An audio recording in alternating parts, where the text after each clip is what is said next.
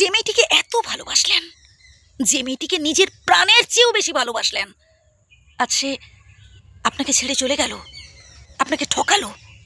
যদি এমনটা হয়ে থাকে, আজকের কথাগুলো জাস্ট আপনার জন্য, মন দিয়ে শুনুন, আপনারই উপকার হবে। আচ্ছা বলুন তো, শেষ কবে আপনি নিজের মুখটা দেখেছেন আয়নার সামনে দাঁড়িয়ে?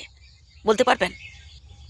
পারবেন না, কারণ আপনার চোখে সদা সর্বদা আপনার প্রিয় মানুষটির ছবিই ভেসে বেড়ায়, এখনও, আগেও যেমন এখনও তেমনি।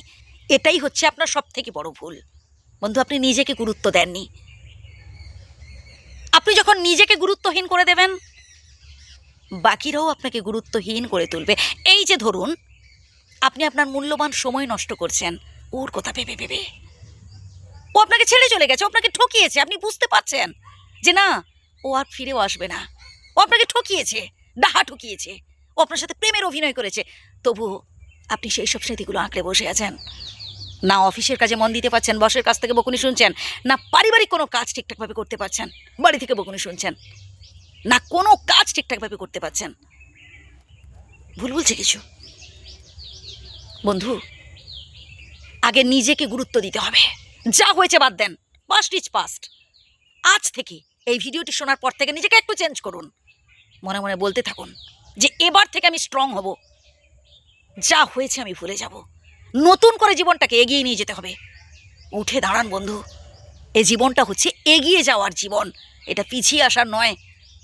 নিজেকে মোটিভেট করুন, ইন্সপায়ার করুন, নিজেকে ভালো কিছু স্বপ্ন দেখুন, ভাবুন এবং বাস্তবায়িত করার চেষ্টা করুন। নিজের মধ্যে এমন কিছু চেঞ্জেস আনুন যাতে যাতে ওই মেয়েটিকেই কাঁদতে হয় আপনার মতো একজন ভালো ছেলেকে ঠকানোর জন্য। আফসোস করতে হয় যে ছেলেটি বেকার ছিল, ছেলেটি রোজগার করতো না, তাই আমি তাকে ঠকিয়ে চলে এসেছি, আমি ভুল করলাম। এত ভালোবাসতো। এর জন্য তো আপনাকে কাজ করতে হবে, এর জন্য আপনাকে লড়াই করতে হবে। কিসের লড়াই? স্বাবলম্বী হওয়ার লড়াই। বন্ধু, আপনি যখন স্বাবলম্বী হতে পারবেন, আপনি যখন ভালো কিছু অ্যাচিভ করতে পারবেন, আপনি আপনার থেকে আরও 10 জনকে দিতে পারবেন।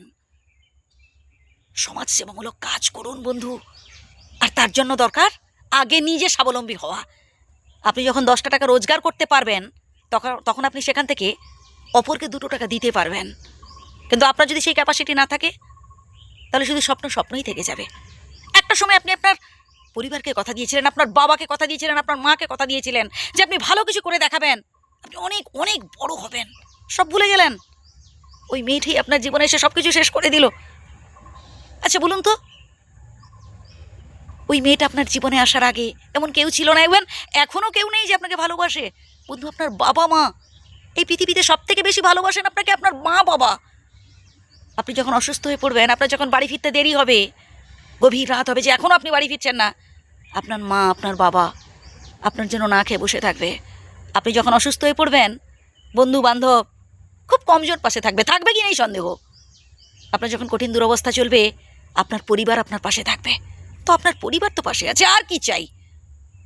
আর চোখের জল ফেলা নয় বন্ধু, চোখের জল মুছুন, মুছুন চোখের জল, উঠে পড়ে দাঁড়ান আর সামনের দিকে এগিয়ে যান।